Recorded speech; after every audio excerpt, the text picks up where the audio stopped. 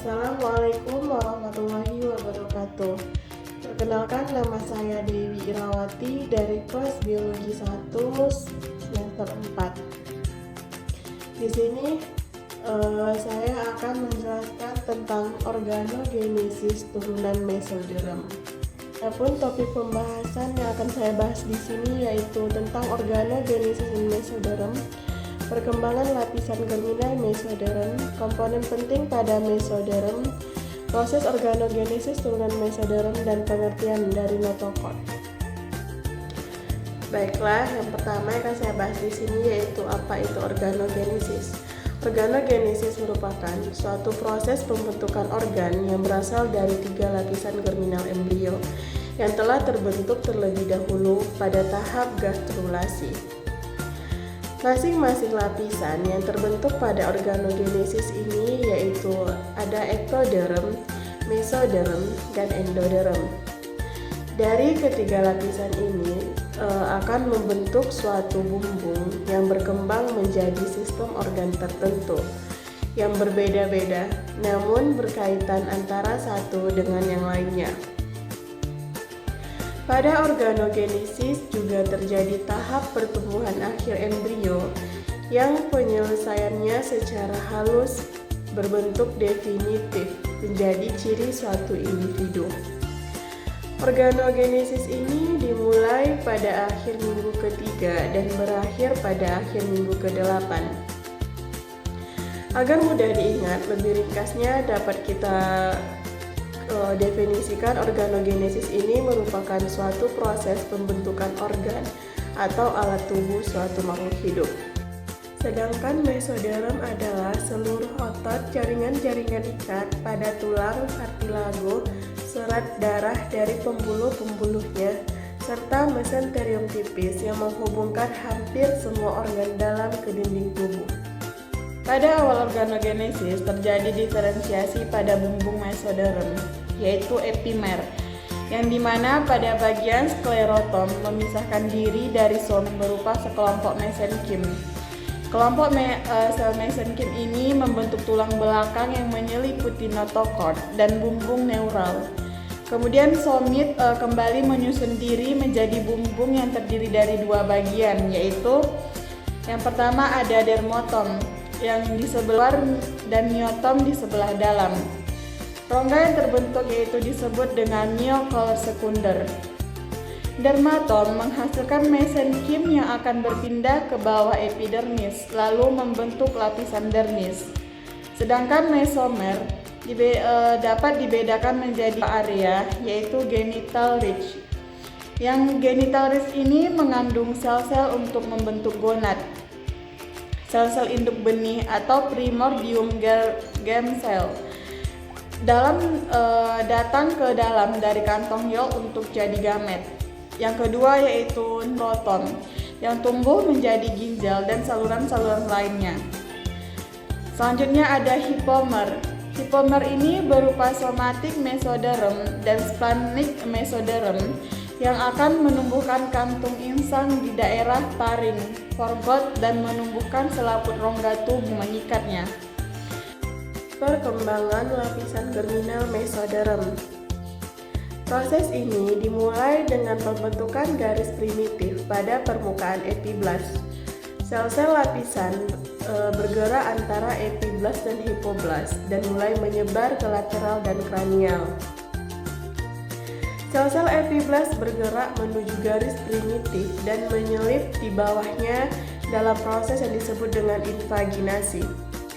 Beberapa sel yang bermigrasi akan berganti menjadi hipoblast dan membentuk endoderm, dan yang lainnya akan bermigrasi antara endoderm dan epiblast untuk membentuk mesoderm.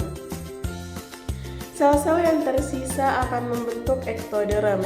Setelah itu, epiblast dan hipoblast membentuk kontak dengan mesoderm ekstraembrionik hingga menutupi kantung kuning telur dan amnion. Komponen penting yang terdapat pada mesoderm yaitu ada 4. Yang pertama ada mesoderm aksial, mesoderm paraksial, mesoderm lempeng lateral, dan mesoderm menengah. Di sini saya akan membahas satu persatu. Yang pertama yaitu mesoderm aksial, yang dimana mesoderm ini akan menimbulkan notochord yang dimulai sebagai proses notochordal, yang pembentukannya akan selesai pada hari ke-20. Tidak hanya dalam pembentukan notochord, akan tetapi juga dalam mendorong perkembangan ektoderm yang masuk ke dalam tabung saraf. Pada akhirnya akan menginduksi pembentukan badan vertebral. Lantai ventral processus notochord akan menyatu dengan derm, sehingga notochord akan membentuk nucleus pulposus discus intervertebralis. Yang kedua, mesoderm paraksial.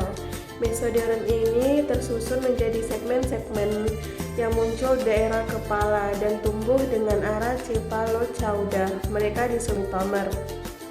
Jika mereka muncul daerah kepala tetapi membentuk kontak dengan lempeng saraf, maka dikenal sebagai neuromer, yang nantinya akan membentuk mesenkim di kepala. Proses ini terbentuk pada minggu ketiga. Sedangkan pada minggu keempat, zona kehilangan organisasi mereka dan menutupi notochord dan sumsum tulang belakang untuk membentuk tulang punggung. Pada minggu kelima, ada 4 somit oksipital, 8 cervix, 12 toraks, 5 lumer, 5 sakral, dan 8 hingga 10 tulang yang akan membentuk kerangka aksial. Yang ketiga, ada mesoderm lempeng lateral yang terbagi menjadi lapisan parietal, somatik, dan visceral. Lapisan somatik ini bergantung pada lapisan kontinu dengan mesoderm yang menutupi amnion. Mesoderm yang kedua yaitu splenin, bergantung pada lapisan kontinu yang menutupi kantung kuning telur. Lapisan parietal bersama dengan ektoderm yang akan membentuk lipatan dinding tubuh lateral yang berada di atasnya. Lapisan visceral membentuk dinding tabung usus. Sedangkan sel mesoderm dari lapisan parietal membentuk membran mesotelial atau membran serosa yang melapisi rongga peritoneum, pleura, dan juga perikardial. Yang keempat, ada mesoderm intermediate, yang dimana mesoderm intermediate ini menghubungkan mesoderm paraksial dengan lempeng lateral dan bersifat diferensiasi menjadi struktur urogenital. Di daerah dada dan leher bagian atas akan membentuk nephrotom, dan di daerah kaudal akan membentuk kabel nefrogenik, sehingga hal ini membantu untuk mengembangkan ekskresi dari sistem kemih. Dalam proses organogenesis turunan mesoderm ini terjadi beberapa proses, yaitu pembentukan ginjal, pembentukan gonad, dan pembentukan rangka. Di sini saya akan jelaskan satu persatu. Yang pertama yaitu pada pembentukan ginjal. Ginjal, mungkin sebagian orang sudah mengetahui apa itu ginjal. Ginjal merupakan turunan dari mesoderm intermediate atau mesomer, yang pembentukan ginjal embrio vertebrata ditandai dengan penonjolan pada mesoderm intermediate di daerah anterior embrio yang disebabkan oleh nephrotom. Tahapan pembentukan ginjal ini, nephrotom akan membentuk pronephros yang terdiri dari nephrostom yang dengan koilom, tubulus pronephros, dan ductus pronephros yang berjalan ke arah posterior. Jaringan nefrogenik di sebelah posterior pronephros akan membentuk mesonephros yang terdiri dari tubulus mesonef yang akan bermuara di dalam ductus pronephros. Bagian posterior yang disebut ductus mesonephros atau saluran Wolff. Dan juga ada kapsula yang akan diisi oleh glomerulus. Mesonephros merupakan ginjal definitif pada hewan anamniota. Sedangkan pada amniota hanya berfungsi sebelum terbentuknya ginjal metanephros. Pada umur embrio yang lebih lanjut, dari bagian posterior saluran Wolff, tunas mesonephros yang akan memanjang menjadi ureter. Bagian ujungnya akan melebar dalam jaringan nefrogenik yang tersisa, sehingga untuk menginduksi pembentukan metonefros ini. Pada tahap pembentukan ginjal ada induksi resiprokal, yaitu interaksi timbal balik antara mesenkim metanefrogenik dengan tunas ureter, yaitu mesenkim metanefrogenik yang melakukan induksi terhadap tunas ureter, sehingga menjadi memanjang dan bercabang. Tunas ureter yang memanjang akan melakukan induksi terhadap mesenkim metanefrogenik yang longgar untuk membentuk epitel agregat, induksi resiprokal pada perkembangan ginjal pada mamalia, yaitu saat tunas ureter memasuki mesenkim metanefrogenik dan mesenkim tersebut menginduksi tunas ureter sehingga bercabang. Pada ujung cabang tunas ureter, epitel menginduksi mesenkim untuk agregasi kavitasi membentuk tubulus ginjal dan glomerulus. Ketika mesenkim mengalami kondensasi ke arah epitel, tunas ureter mesenkim akan menghasilkan enzim yang berbentuk enzim yang pada pencernaan lamina basalis dari tunas ureter sehingga terhubung ke epitel tunas ureter. Sebagian dari agregat mesenkim menjadi nefron, yaitu tubulus ginjal dan kapsul Bowman. Sedangkan tunas ureter menjadi duktus pengumpul dari urinaria. Yang kedua, ada pembentukan gonad, yang dimana gonad itu sendiri merupakan turunan dari mesoderm intermediate yang dibentuk sebagai suatu penebalan pada permukaan ventromedian. Mesonefros yang disebut juga sebagai pematang genital. Pematang genital ini terdiri dari mesenkim di bagian dalam dan epitel di bagian luar, yang disebut sebagai epitel germinal. Gonad ini terdiri dari dua tahapan pembentukan, yaitu yang pertama Dialgen cell atau bakal sel kelamin atau BSK, yang berasal dari endoderm kantung yolk yang dibawa mendekati pematang genital melalui aliran darah jika pada apes atau oleh aliran sel-sel di sekitarnya. Kemudian memasang genital secara aktif dengan gerakan pseudopodia lapisan epitel yang menempati pematang genital. Yang kedua ada BSK tertanam di epitel germinal. Epitel germinal mencembung kolom dan menumbuhkan pita-pita seks primitif ke arah dalam. BSK ini juga bermigrasi ke pita-pita seks primitif. Mesenkim di sela-sela pita-pita seks primitif diisi oleh pembuluh darah yang mensuplai gonad. Bagian bawah yang tersusun atas epitel germinal yang disebut sebagai korteks, sedangkan bagian yang mengandung pita-pita seks primitif disebut dengan medula. Gonad pada tahap ini disebut juga dengan gonad indiferen. Selain pembentukan gonad, pada organogenesis turunan mesoderm ini juga ada pembentukan testis dan pembentukan ovarium. Pembentukan testis, bagian korteks gonad indiferens tereduksi. BSK dari bagian korteks akan bermigrasi ke pita-pita seks primitif di medula.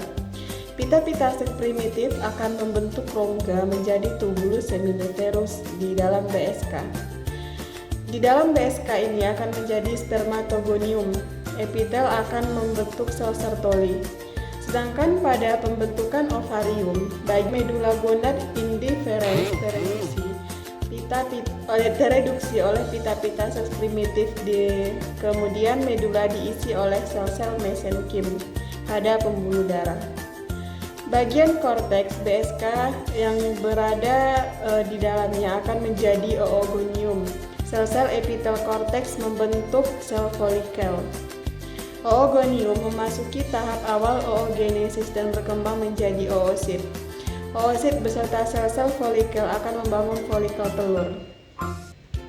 Untuk perkembangan ovarium, sel somatik dan PGC mulai berdiferensiasi membentuk folikel yang terdiri dari oosit yang dikelilingi oleh granulosa bagian dalam dan lapisan teka bagian luar.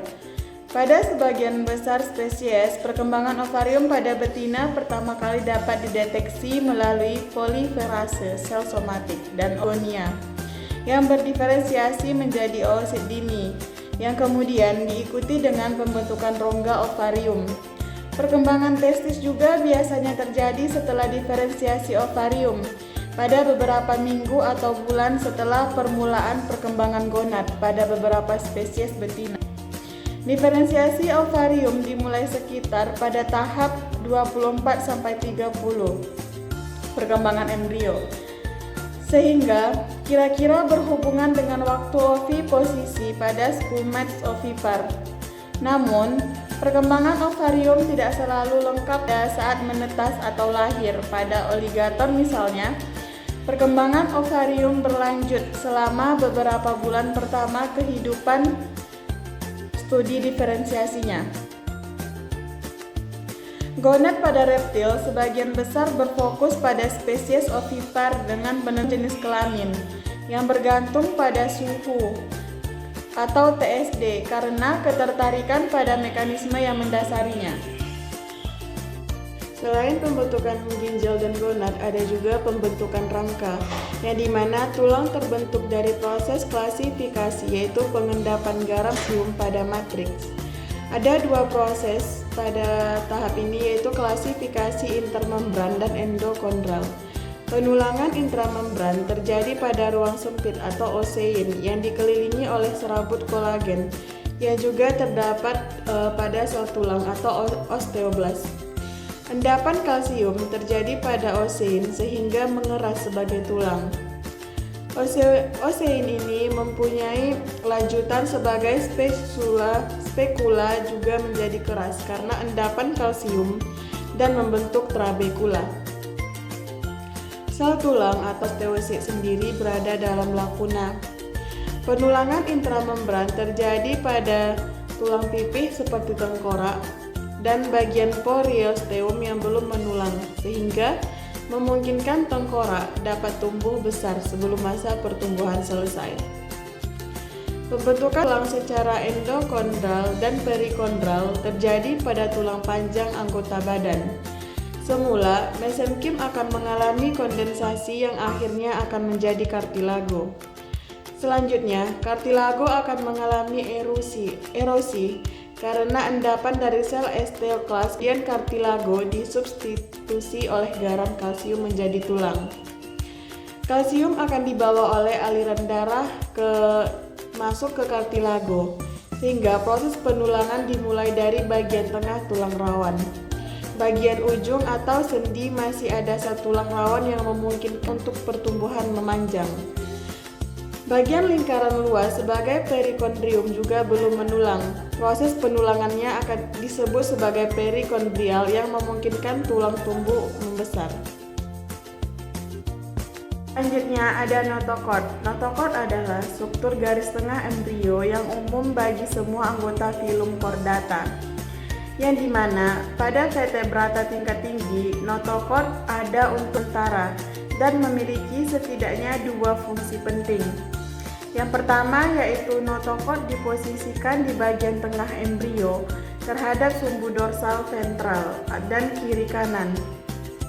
Di sini, notochord akan menghasilkan faktor-faktor yang disekresikan untuk memberikan sinyal ke semua jaringan di sekitarnya dan memberikan informasi posisi dan peran penting untuk menentukan nasib ventral dalam sistem saraf pusat.